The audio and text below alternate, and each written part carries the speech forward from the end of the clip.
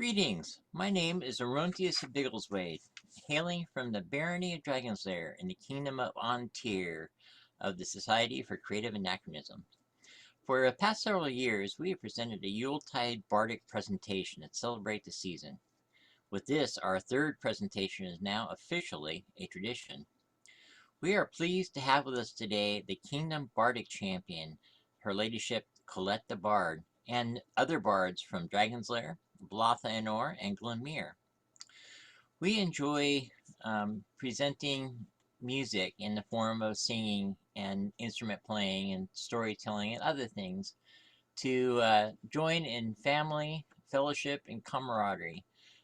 We hope you enjoy what you hear today. And first up will be Colette the Bard.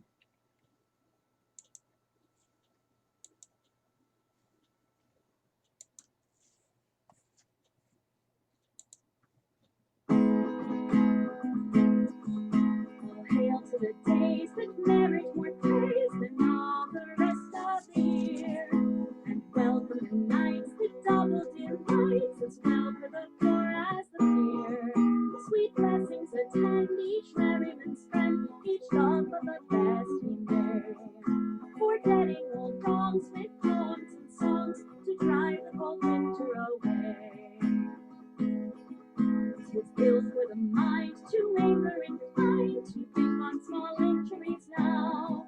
If roughly to seek, don't let her thy cheek, don't let her inhabit thy brow. Cross out of thy books malevolent looks, both beauty and youth's decay, and spend the long nights in honest delights to drive the cold winter away. Oh, when the YuleTide comes in like a bride, in holly and ivy be glad. 12 days of the year must mirth and good cheer in every household be had. The popular guise is then to devise all manner of holiday play. Both women and men do best that they can to drive the cold winter away. This time here is spent in good cheer, with neighbors together to meet, to sit by the fire in friendly desire, with others in love to greet. Old grudges forgot are put in the pot, all sorrows aside they lay. The old and the young doth carol this song to drive the cold winter away. Old grudges forgot are put in the pot, all sorrows aside they lay. Our next item is a story told by Milady Haldora Bjorn, the Dragon's Lair Bardic Champion, a recently created Bardic Champion. She is going to relate to us a story which happened at AnTirrable West War 2022, entitled Battle Ponies.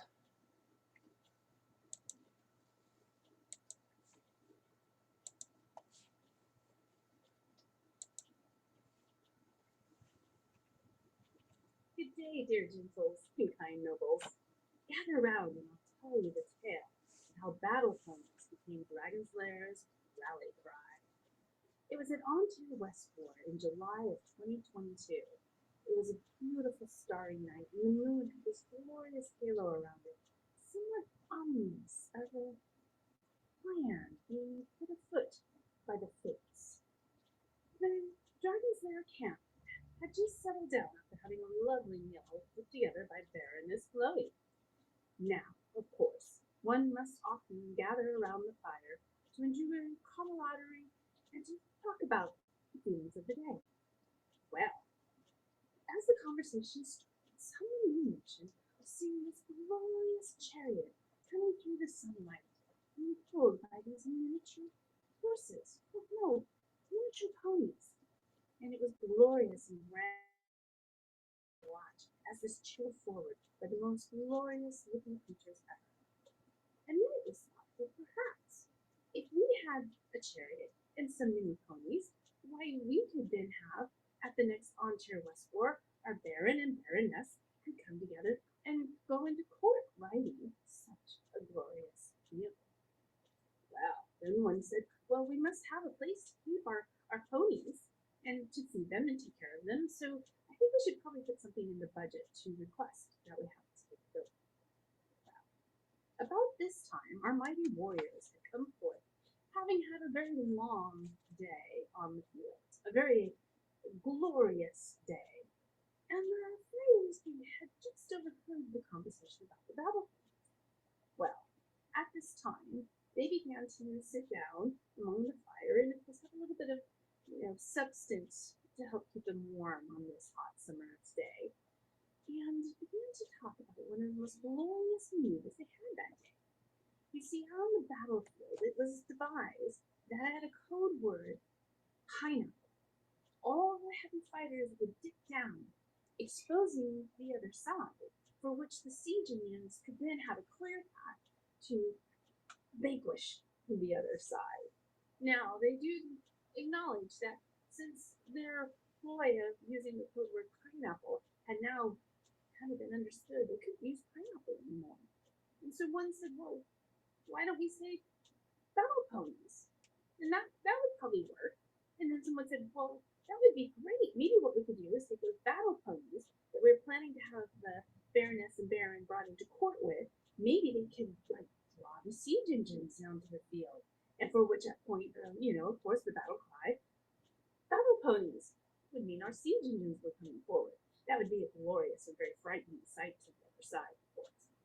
Well, then the strategies got even more. The pikemen started to say, well, perhaps what we could do is we could take one of those hobby horse heads, that we see the kids riding along on, and we put those on top of our spikes. And when the term comes out, battle ponies will come riding over the ridge, riding on our battle pony horses. And at the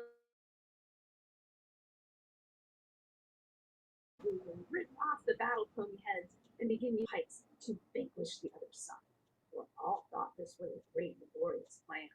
And then it became, well, battle ponies can mean much more.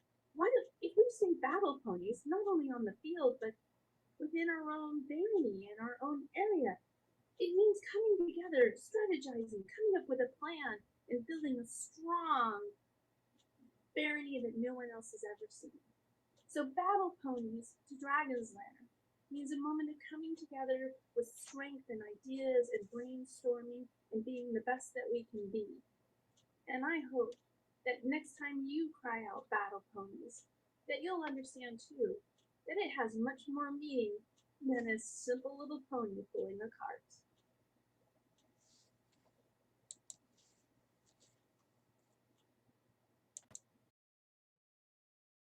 For our next piece, it comes from me. This year, I took up the soprano recorder to play with the new Dragon's Lair uh, instrumental group. And it's been a while since I played soprano recorder, but I've been enjoying it. So I wanted to present a couple of pieces here. I'm still a beginner at the soprano, so please bear with me.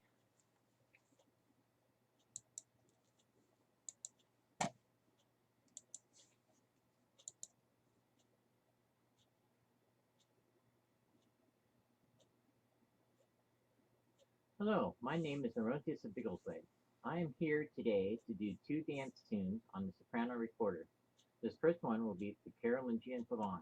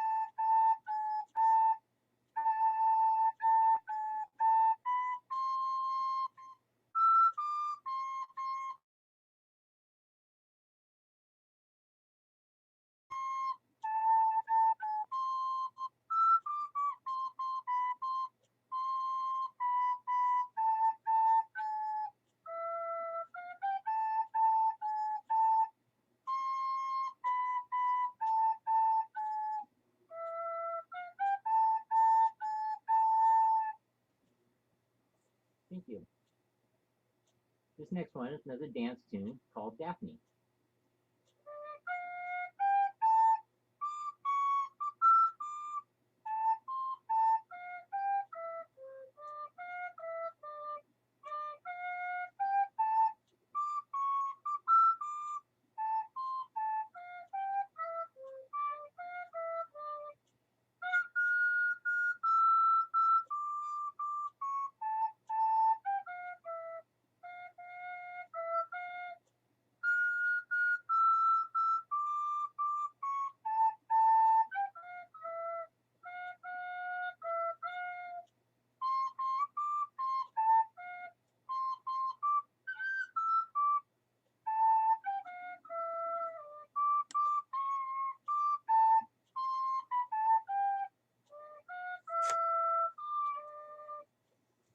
Thank you.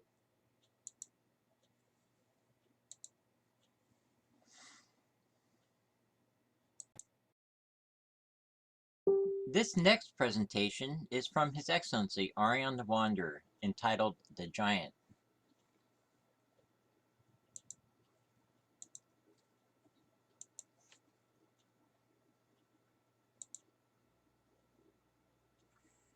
Master Orontius asked me if I would do a Bardic presentation for the virtual Yule Bardic presentation that he's putting together.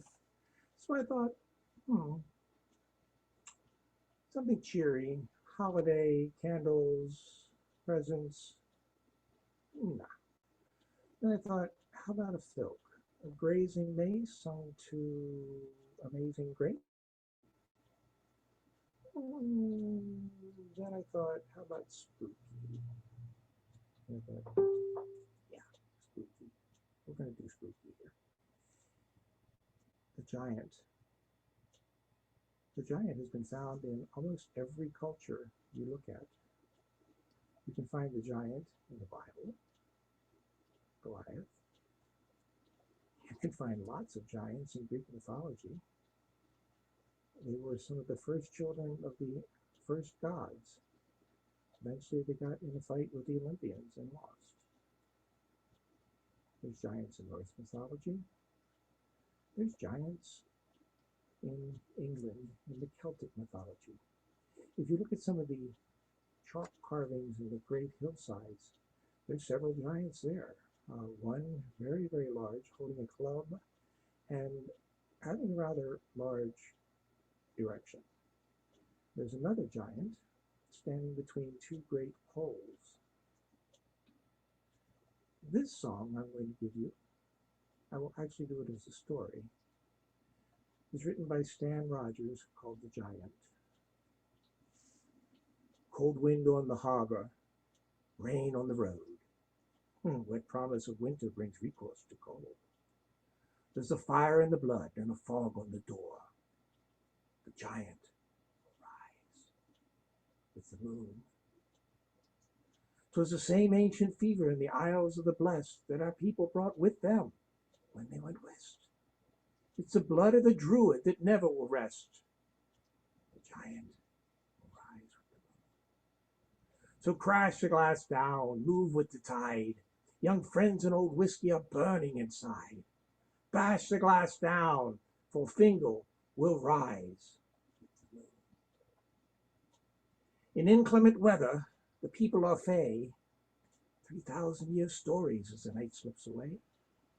Remembering Fingal feels not far away. The giant will rise with the moon. The wind's in the north. There'll be full moon tonight, and we have a circle to dance in her sight. Light a torch, bring the bottle, build the fire bright. The giant will rise. So crash the glass down, move with the tides. Young friends and old whiskey are burning inside. Bash the glass down, for Fingal will rise with the moon. Cold wind on the harbor, rain on the road. What promise of winter brings recourse to cold? There's a fire in the blood and a fog on the door. The giant will rise.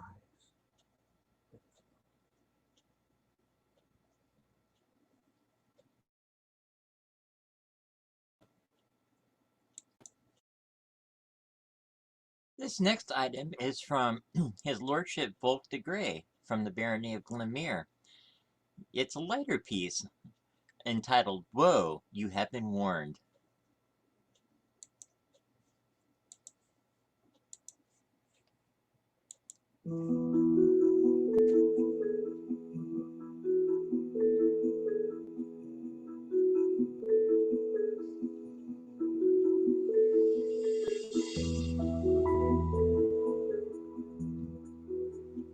Greetings, good gentles. I have been asked by Master Launtius to do something, so I'm going to be prepared. You were warned. What's the difference between a Christmas alphabet and the regular alphabet? The Christmas alphabet has no L. Where do snowmen like to dance? Snowball. What do you get when you cross a snowman with a vampire? Frostbite. What falls in the winter but never gets hurt? Snow. This is for you, Baroness Chloe. Why do Klingons prefer winter for cooking? Their dishes are best served cold. Kapla! What do you call a Sasquatch in winter with a six-pack? An abdominal snowman. What's a snowman's favorite condiment? Chili sauce. Unfortunately, it goes right through them. What do you call a penguin in the North Pole? Lost. Why do penguins and polar bears not get along? They're polar opposites. Why are there no penguins in Britain? They're afraid of whales. What happens when winter arrives? Autumn leaves. What do you call a ghost reindeer? A caribou. And finally, what or how did Santa deal with dragons during medieval times?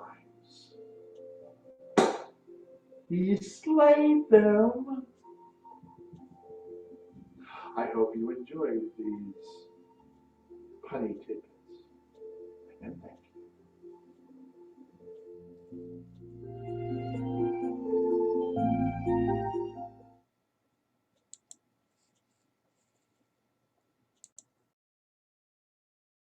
This next presentation is from my Lord Eric McLoss, called Agincourt.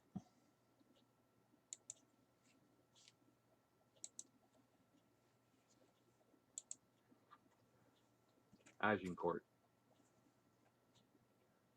I left my home to take the coin, King Henry's army for to join. A knightly fee I seek to hold, a belt to wear and spurs of gold. 2 accolades has King Henry, just one would be enough for me.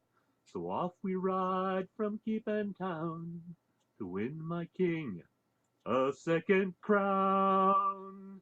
For God, St. George, and King Henry, I brought my men across the sea. Honor and right we're fighting for. I'll win my spurs at Agincourt. I've brought and trained 9 armed men, and bowmen steady 10 by 10. We've taken ship and come to land, on Normandy's green earth we stand.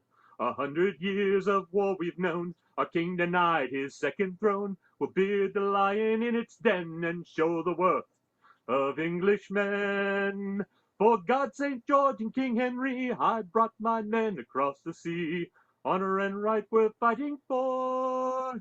I'll win my spurs at Agincourt.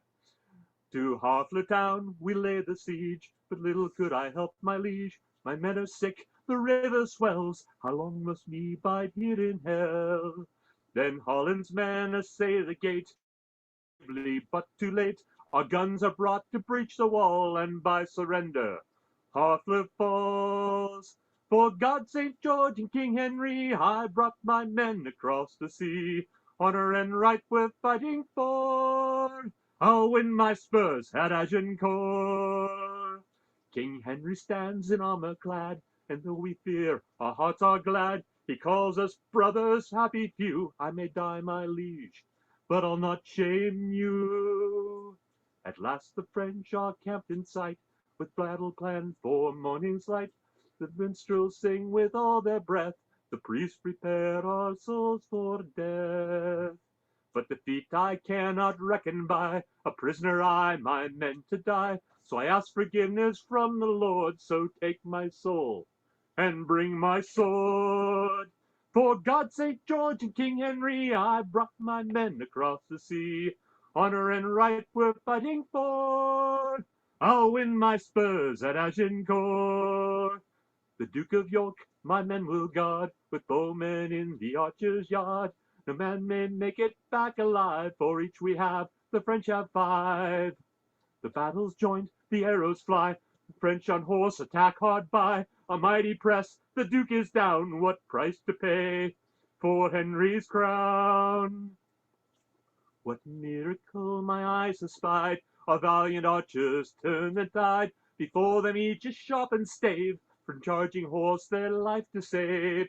The charge falls back on their own ranks, with arrows in their horses' flanks. The wounded mounts run mad with pain, the French line breaks, their plans in vain. With English might the French are pressed, King Henry fights like one possessed. The Duke will never rise again, it falls to me to lead our men. With rally cry our van attacks, the archers join with sword and axe. With banners high we meet the fray, and against all odds we win the day. For God, St. George, and King Henry, I brought my men across the sea. Honor and right we're fighting for. I'll win my spurs at Agincourt. To London town and songs of praise, in victory we proudly raise the banner of St. George's cross, to cries of Deo gratias. But now I ride for my own lands, to serve the king as he commands, to prove the faith he's placed in me with grace and might and chivalry. For God, St. George, and King Henry, we won a mighty victory, and I return a squire no more. I won my spurs at Agincourt. For God, St. George, and King Henry, I brought my men across the sea. But I won my spurs at Agincourt.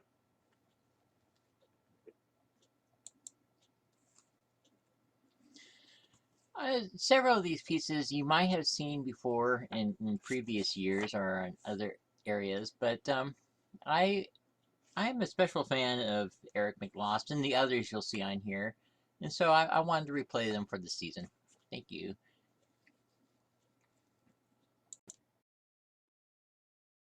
This next presentation was headed by Milady Haldora Bjorn, the current Dragon's Lair Bardic champion, and she has several friends with her. This is their answer to the Filk challenge that has been presented to the kingdom.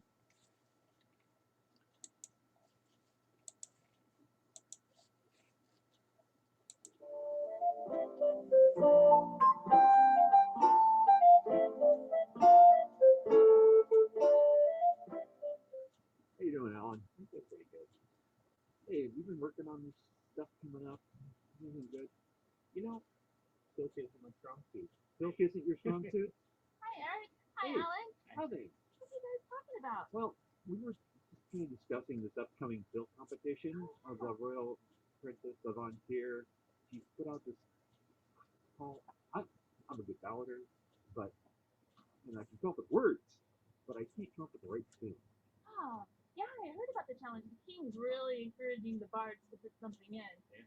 Well, why don't you tell us what you've got so far, and we'll see what we can do. Well, I've been working on these words. They're kind of an old English song, a poem that I found that I really like. Hey, take a listen and see what you think. I have a young sister from beyond the sea. Many would be the dowry she sent to me. She sent to me a cherry without any stone. She sent to me a dove without any bone. She sent to me a briar without only rind. She bade me love my lemon without any longing. Well, I like sounds. It's a bit confusing a bit. Well, it's not Gaelic, but Well, we might be able to do something with it. What have you been working on, Alan? I'll just messing around with the chords, trying to come up with something that sounds catchy. And I think I've got something, but well, let's hear it. right.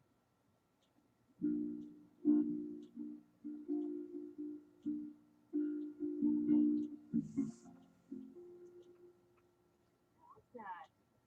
Hey, let me see your words. Oh, see, this one that's singing. I have a young sister far beyond the sea. Harry, Mary, Dick, and Domoni. Many are the keepsakes that she has sent to me. Harry, Mary, Dick, and Domoni. She sent me the cherry without any stone. Harry, Mary, Dick, and Domoni. And likewise a dove without any bone. Harry, Mary, Dick, and Domoni. Woo! She sent me a briar without any bark. Harry, Mary, Dick, and Domoni. She bade me love my lover without any longing. Harry, Mary, Dick, and Domoni. But how can a cherry be without a stone? Harry, Mary, Dick, and Domoni. And how can a dove be without bones? Harry, Mary, Dick, and Domoni. How can a briar be without bark? Harry, Mary, Dick, and Domoni. And can there be love without any longing? Harry, Mary, Dick, and Domoni. Totem, totem, paradise, handsome, Harry, Mary, Winkle, Domoni. Partum, quantum, paradise, handsome, Harry, Mary, Dick, and Domoni. Woo! When the cherry is a flower, then it has no stone. Harry, Mary, Dick, and Domoni. When the dove's an egg, then it has no bone. Harry, Mary, Dick, and Domoni. When the bride's a sapling, then it has no bark. Harry, Mary, Dick, and Domoni. And when you have your lover, you have no longing. Harry, Mary, Dick, and Domoni. Wow, that was really good. I really like that. I think the Princess Royal and the King and the Queen will really enjoy this song. My hope is that people will get up and dance and maybe get in a line and start dancing. What do you think? Hey, Sounds good like work. I think this deserves a toast to AnTirrable. 1, 2, 3. AnTirrable!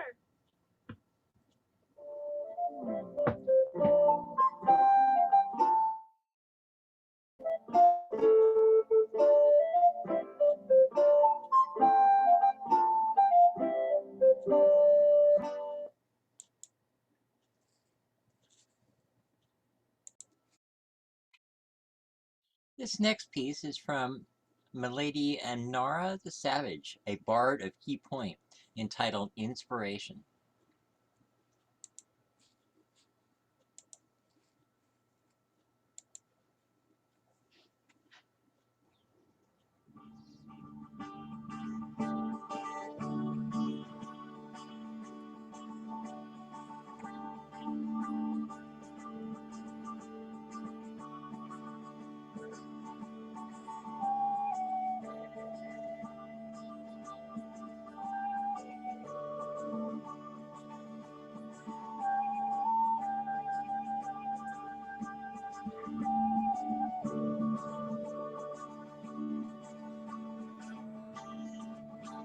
Watching through the clouds, For he who bears my favor, swords and armor cry out loud.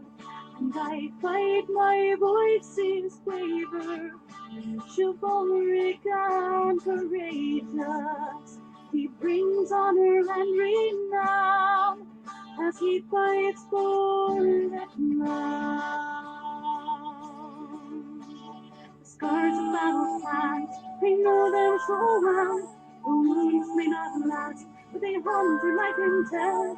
Still he knows no fear, he will defend my name. This is how I show him that I will do the same.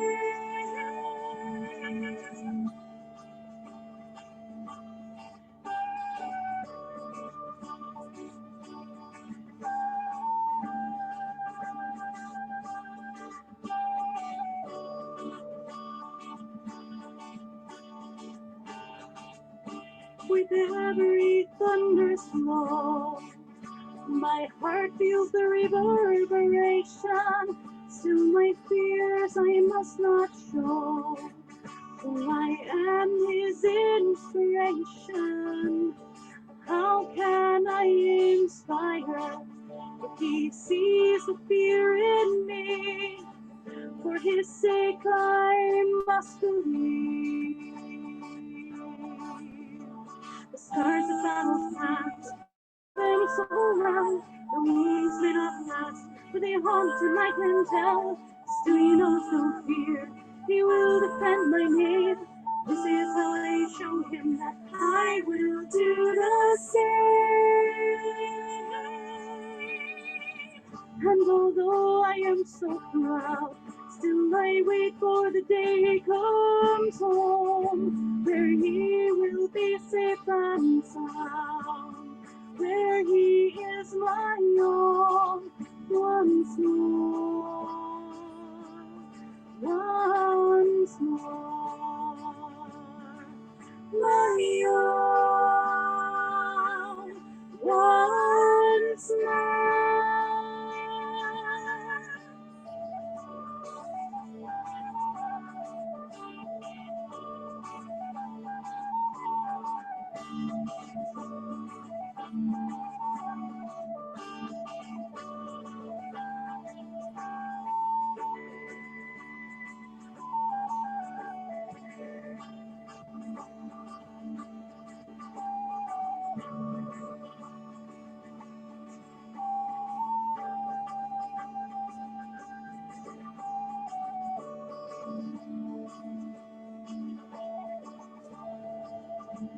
He calls me his inspiration, but truly it is he who inspires me.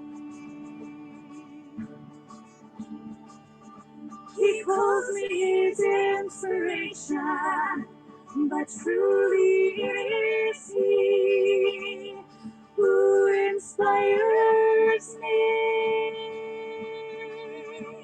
The scars of battle past, I know them so well. The wounds may not last, but they haunt him, I can tell. Still he knows no fear, he will defend my name. This is how I show him that I will do the same.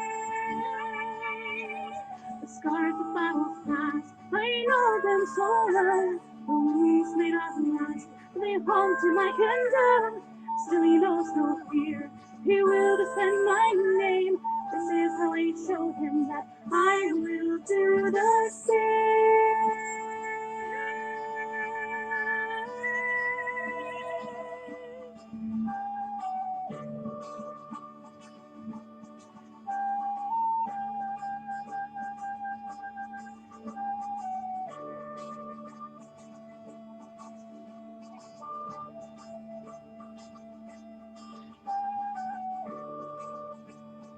Truly it is he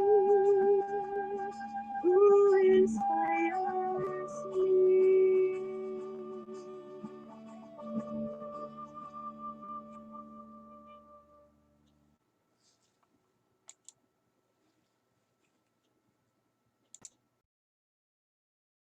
This next item is from our former kingdom Bardic champion, her ladyship Andromaca of Lesbos. It's on tier, I am home.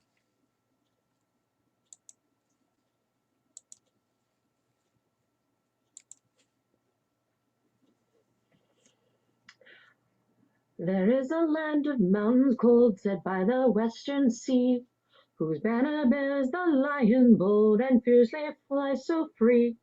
And from afar its shining star to hearth and home I steer. For in this land I make my stand in the kingdom of AnTirrable. Oh, many places I have bide, and wayward have I roamed, but best is by my lover's side when in AnTirrable I am home. From Tirry west of Avacall, who guard our northern ways, to summit who lie south of all, keeps West Kingdom at bay. With warriors who so brave and true, their foes will fly in fear, for in the fight they know the might of the kingdom of AnTirrable.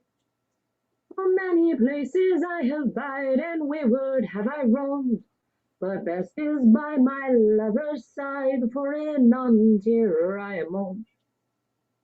And when at peace with songs and feasts we gather with our friends, and the hall will ring when we toast our king, for we're loyal to the end.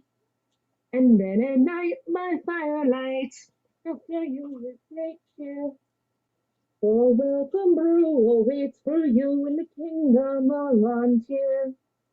For many places I have bide, and wayward have I roamed, but best is by my lover's side when in AnTirrable I am home. For many places I have bide, and wayward have I roamed, but best is by my lover's side when in AnTirrable I am home. Good health to you, Dragon's Lair. Maybe next year we can hang out with each other again.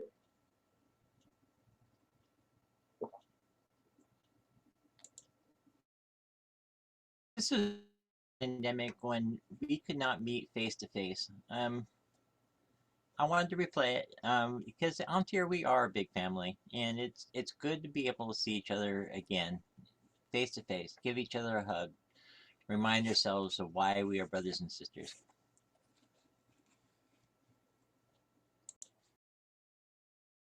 This next one is another repeat that I enjoyed last year. It's called The Weaver Story by Her Ladyship Mari Blackadder.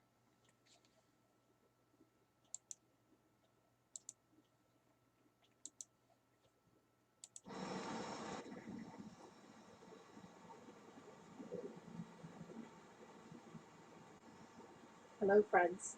I am Myron Siobhan, and this is the tale of the sprightly young weaver. Once, not too long ago, near the town where I lived, there was a sprightly young weaver, and there was also a beautiful lass who wished to have no company of men near her person. Her mother and father lamented deeply, for they wished for their daughter to marry and produce grandchildren, and to be happy, for they were getting on in the years and could no longer provide for her.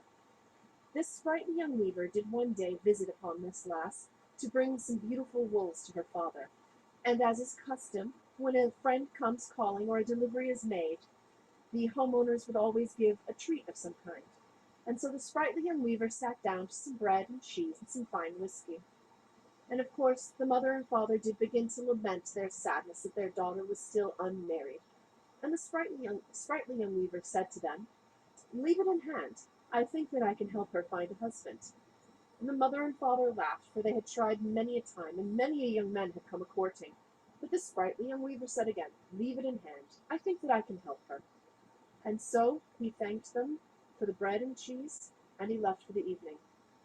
Later on, some young men came courting on this young beautiful girl, but of course she, wanting to be in no company of a man, did run away from her home into the hills.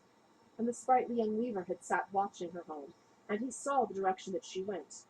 And so he took a basket with bread and cheese and whiskey that had been given to him by her mother, and he followed her tracks as best as he could into the hills. And there he found her, sitting alone at the very top of a hill, by herself in the cold evening air. Down at the bottom of the hill, there was a dairy hut that was used much in the summer, but for the rest of the year was left alone. And so the sprightly young weaver went inside, and he made a fire, and he laid out the bread and cheese and the whiskey. And up the hill directly next to the young lady, but not on the hill that she was on, mind you, but just close enough that he could call out to her. And there he sat, and he waited. What are you doing over there? Don't you come near me. Well, don't you come near me. I'll have no woman near me, thank you very much. Well, don't you be coming near me. I'll have no man near my person, thank you very much. Lass, are you cold? Because if you're cold, there's a dairy hut down at the end of the hills. And if you like to go down there, I've started a fire, and there's some food and some whiskey, and you can warm yourself. And I'll make sure to watch and make sure that no man nor woman approach us, and you shall be safe, and you can get yourself warm. Well, I am rather cold. I thank you. And when I'm done warming myself and having something to eat, I'll come back up, and then you can go down and get warm, and I'll watch and make sure no man and no woman come near ye. And so the lass went down to the dairy hut, and she warmed herself, and she had a good meal. And when it was time for her turn to be over, she went back up to the top of the hill, and the sprightly young weaver went down, and he warmed himself, and he had some whiskey, and he had some food. And then he went to the bottom of the hill, and he called out to the lass, and he told her that if she should come down, they can both stay on opposite sides of the dairy hut, and they can both be warmed by the fire, but only if she promised not to come near him, and he would promise not to come near her. And so the lass agreed, and travelled down the hill she did go, into the dairy hut, and she stayed on one side of the hut, and he on the other, and they tried to warm themselves as best they could by the fire. Lass, it's very warm here, but the wind comes in and cuts in on my shoulder. Would it be all right if I got a little bit closer to you, just so that the wind is not touching me? I promise I won't come near you too close. You don't want me to. Well, the wind is cutting me on this shoulder and coming in, so yes, we can get closer together. That would be fine.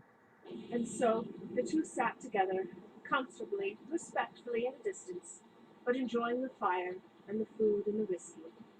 And eventually the young lass said, You know, if all men were as kind and respectful as you, I probably wouldn't have run away. You know, if all ladies had been as kind and lovely as you, I probably wouldn't have run away too.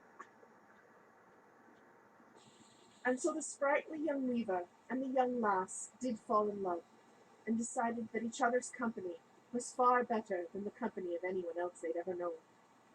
And he walked her home, and she told her parents that she had fallen in love and would no longer run away to the hills. And so the sprightly young weaver got the best prize of all. He got his beautiful bride and best friend by his side for the rest of his life. The end.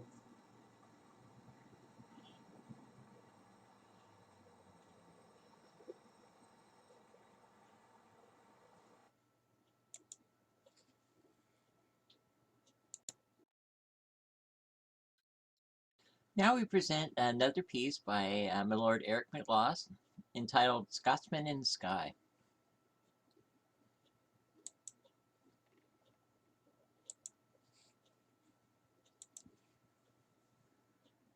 Good evening, Eric McLost. So as I was traveling around today, one of the problems I have once in a while is when you get one song stuck in your head and then the melody to another song and the two go together, and well, once in a while it works, so I won't apologize for this. Scotsman clad in kilt left the bar one evening fair. One could tell by how he walked that he drunk more than his share. He fumbled round until he could no longer keep his feet. Then he stumbled off into the grass to sleep beside the street. Ring-di-diddly-i-o, ring-di-diddly-i-o. He stumbled off into the grass to sleep beside the street. About that time, two young and lovely girls just happened by. One says to the other with a twinkle in her eye, "See, young sleeping Scotsman, so strong and handsome built, I wonder if it's true what they don't wear beneath their kilts. Ring-di-dilly-i-o, ring-di-dilly-i-o. I wonder if it's true what they don't wear beneath their kilts." They crept upon that sleeping Scotsman, quiet as can be, and lifted up his kilt about an inch so they could see. And there, behold, for them to view beneath his Scottish skirt was nothing more than God had graced him with upon his birth. Ring-di-dilly-i-o, ring-di-dilly-i-o. 'Twas nothing more than God had graced him with upon his birth. They marveled for one moment, then one said, "We must meet move along." As a gift they left a blue silk ribbon tied into a bow around the bonny star the Scots kilt little left in show. Ring-di-diddly-i-o, ring-di-diddly-i-o. Around the bonny star the Scots kilt little left in show. The Scotsman woke to nature's call and stumbles for the trees. Behind the bush he lifts his kilt and he gawks at what he sees. And in a startled voice he says to what's before his eyes, "Ach, lad, I don't know where you been, but I see you won first prize. Ring-di-diddly-i-o, ring-di-diddly-i-o. Oh, lad, I don't know where you been, but I see you won first prize. Ring-di-diddly-i-o, ring-di-diddly-i-o. Ah, lad, I don't know where you been, but I see you won first prize."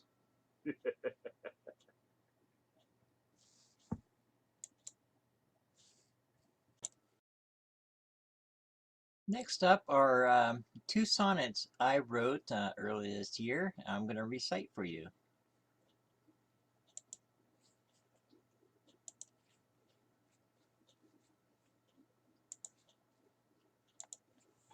I'd like to read to you a sonnet I wrote in honor of Her Majesty Rifkin. In July coronation of this year, 2022, Her Majesty Rifkin stepped down and became a Countess of AnTirrable. That's a person who's reigned at least once. And in honor of that occasion, a scroll was made. For that scroll, I wrote a sonnet, a Elizabethan era sonnet, that I like to recite to you today. The lioness in slumber guards her land. Ferocity is felt in sinew strong. A loving spirit bound with unseen bands to lands and feet, to Sable lion song. A crown of silver resting on her brow, it speaks of mighty deeds and service sworn. The words of oaths are voiced in solemn vow, the stars as jewels overhead adorn. A kingdom gets passion and glory, rising meeting wondrous queen. They strain to hear the words her heralds rush, her reign in twilight sorrowful words keen. A passing crown gives destiny a name, a countess born from Vulcan's cleansing flame. I wrote this next sonnet as a sonnet to conclude the year 2022 and hopefully bring in a joyous new year 2023.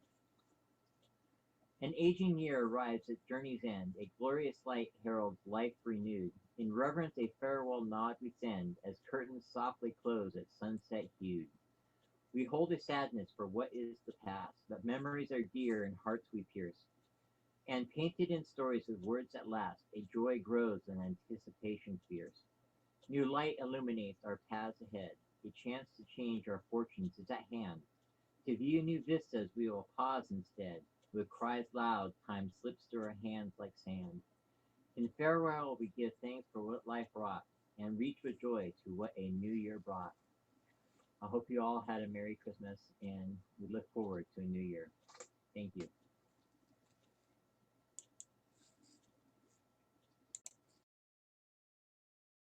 Our final entry today is from Lord Eric McLost, called The Road Goes Ever On.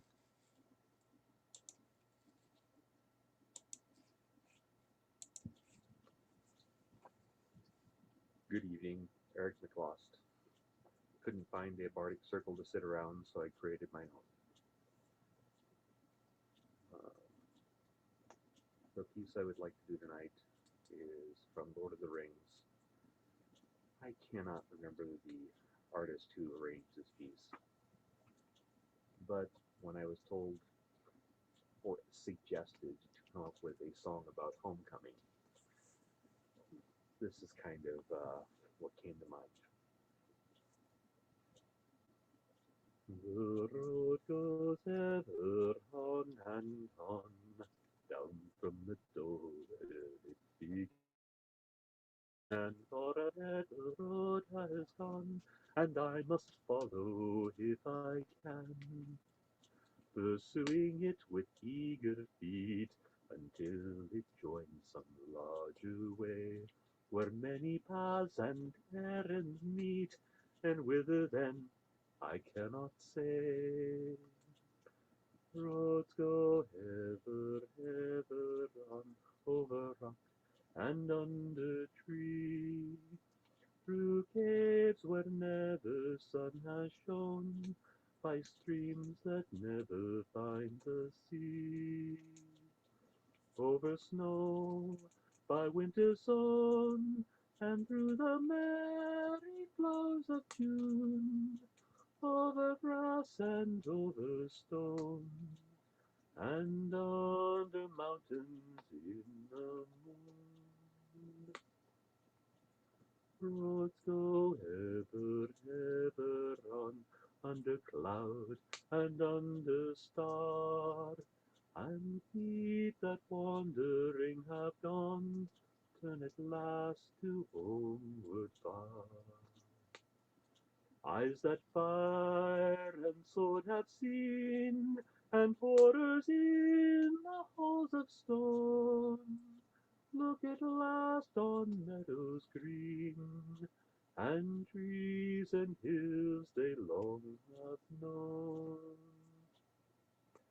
The road goes ever on and on, down from the door where it begun. Now far ahead that road has gone, let others follow if they can. Let them a journey new begin, but I at last with weary feet will turn unto the lighted inn, my evening rest and sleep to me. The road goes ever on and on, down from the door where it began.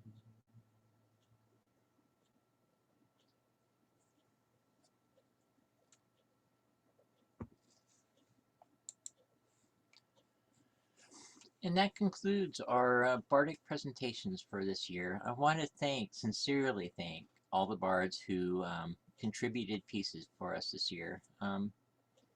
As I said to begin this, I wanted to do something that would bring us together as a group, as a family unit, in camaraderie, and forgive the amateur aspects of my putting this together, and enjoy what you heard and see earlier. Your holidays are great, and that you have a joyous 2023. Thank you.